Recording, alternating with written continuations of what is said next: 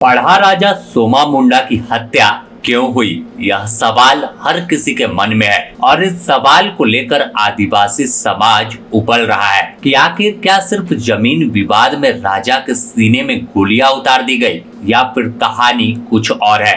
आखिर आदिवासी अगुआ को बीच सड़क पर कैसे मार दिया गया।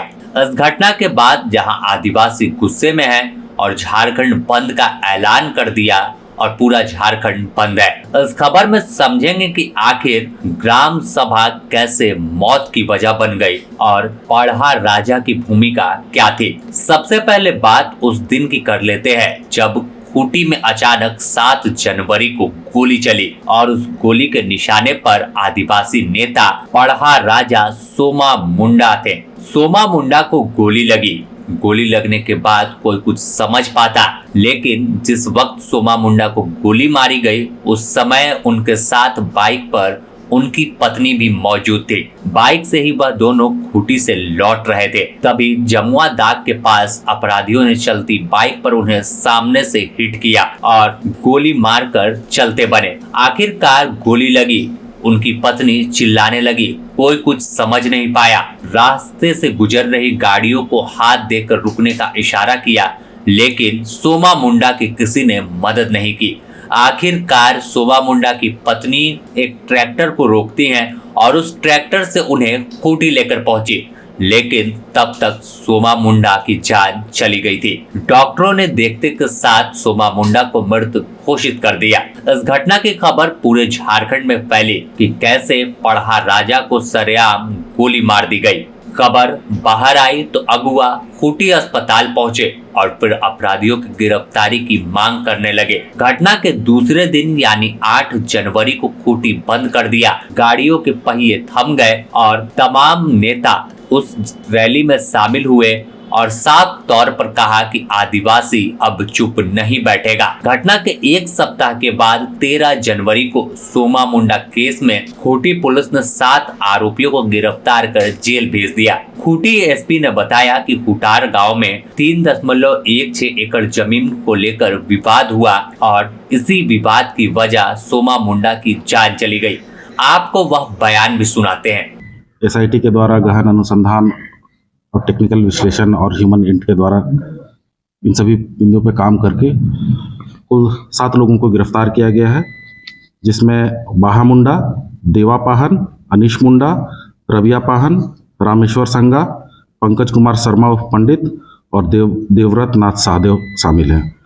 घटना का कारण यही रहा कि जियारप्पा हुटार बाजार के पास लगभग 3.16 एकड़ की जमीन है, जो काफ़ी समय से जिसमें पढ़ा राजा और पढ़ा समिति के लोगों के द्वारा पढ़ा मेला का आयोजन किया जाता था। इस जमीन पर भूमाफियाओं की नज़र थी और 20 नवंबर से 27 नवंबर तक भूमाफियाओं के द्वारा उसमें नापी और समतलीकरण का काम किया जा रहा था। जब 3 जनवरी से पहले नींव भी कोड़ा गया था ताकि उसमें बाउंड्री वॉल का काम वो लोग कर सके। इसी बीच पढ़ा समिति और ग्राम सभा के लोगों को पता चला कि कुछ लोग जमीन पे काम कर रहे हैं। समिति के द्वारा काम को रोका गया और ये निर्णय लिया गया कि इस जमीन पे हमेशा से पढ़ा मेला लगा है, तो ये जमीन किसी भी कीमत पर हम भूमाफियाओं के हाथ में जाने नहीं देंगे। इसी को लेकर 3 जनवरी 2026 को श्री सोमा मुंडा जो हैं, जिनकी हत्या की गई, जो पढ़ा राजा हैं थे, उनके नेतृत्व में फिर से पुनः पतलगढ़ी का काम उस भूमि पे किया गया। तो यही था कि जब इनको लगा कि ये अपने मंसूबों पे कामयाब नहीं होंगे, तो इनके द्वारा एक रणनीति बनाते हुए, साजिश रचते हुए श्री सोमा मुंडा की हत्या करा दी गई। तो खूंटी एसपी के दावे के मुताबिक जिन 7 लोगों की गिरफ्तारी हुई उसमें सोमा मुंडा के गांव के ही 6 लोग हैं और एक रांची के किशोरगंज के रहने वाले देवव्रत नाथ सहदेव है, जो पालकोट के राजा है। और बताया गया कि जमीन विवाद में इनकी हत्या करा दी गई। जमीन हुटार में थी, बेशकीमती जमीन है। अब सवाल है कि आखिर सोमा मुंडा जमीन विवाद में कैसे आ गए और राजा जमीन विवाद को क्या करने गए थे।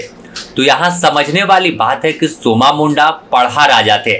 22 गांव की जिम्मेवारी इनके कंधे पर थी और स्थानीय स्तर पर ग्राम सभा के जरिए मामले को हल करते थे। यह अधिकार उन्हें 5वीं अनुसूची के तहत अनुसूचित क्षेत्र में लागू हुए पेशा कानून से मिला है, जिसके जद में जिसका संरक्षण खूंटी को भी प्राप्त है कि खूंटी आदिवासी बहुल इलाका है और यहाँ पर पेशा कानून लागू होता है और तमाम जमीन के मुद्दों को यह हल करते थे। जहां भी विवाद होता वहां पहुंचते, ग्राम सभा बैठती और फिर तमाम जानकारी लेने के बाद फैसला सुनाया जाता था। ऐसे ही हुटार में एक जमीन विवाद की जानकारी उन्हें मिली, जहां पर कई मेला आदिवासी के द्वारा आयोजन किया जाता था, जिसके लिए आदिवासियों को एकजुट कर उन्होंने हस्तक्षेप किया और आखिर में उस जमीन की वजह से इनकी जान चली गई। ग्राम सभा जरूर मजबूत हो गया, जिसमें आदिवासियों को कई अधिकार मिल गए, लेकिन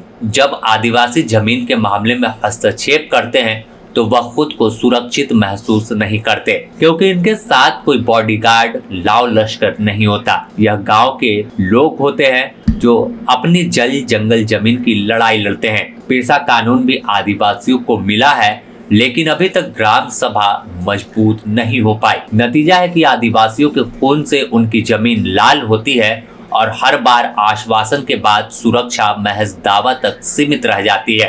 अपने ही राज्य में आज आदिवासी गैर के जैसे हो गए और अपने जल जंगल जमीन बचाने के लिए, अपने अस्तित्व बचाने के लिए लड़ाई कभी सिस्टम तो कभी जमीन माफिया के खिलाफ लड़ रहे हैं और नतीजा है कि सोमा मुंडा के जैसा उनकी जान चली जाती है। पूरे आदिवासी समाज के लोग अब मांग कर रहे हैं कि सोमा मुंडा के असली हत्यारे की गिरफ्तारी हो और पूरी सच्चाई सामने आए कि आखिर इस घटना के पीछे कौन कौन से लोग शामिल हैं। बने रहे द न्यूज पोस्ट के साथ, इससे जुड़ी और भी अपडेट देंगे।